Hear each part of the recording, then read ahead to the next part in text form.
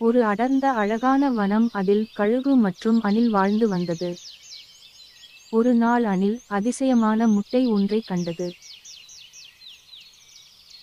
சில நாட்கள் கழித்து அந்த முட்டையில் இருந்து ஒரு சிறிய பறவை வெளியே வந்தது.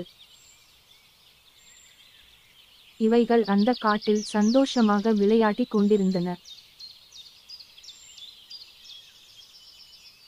சில காலம் சென்றது. அந்த பெரிய அணில் வயது மூப்பின் காரணமாக இறந்து போனது. காலம் கடந்தது. அந்த குட்டி பறவை ஒரு அதிசய பறவை போன்ற தோற்றம் பெற்றது. அதை தன் அம்மா கழுகுவிடம் கூறியது. அந்த பறவை அணில் போன்ற தோற்றமும் கழுகு போன்ற தோற்றமும் கலந்து காணப்பட்டது. இதை கண்ட அம்மா கழுகுக்கு மிகவும் ஆச்சரியம்.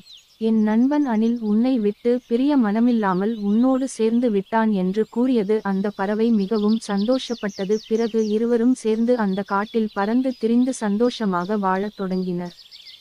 இந்த மாதிரி வித்தியாசமான கதை கேட்கணுன்னா நம்ம சேனலை சப்ஸ்கிரைப் பண்ணுங்கள். தேங்க்யூ ஃபார் வாட்சிங்.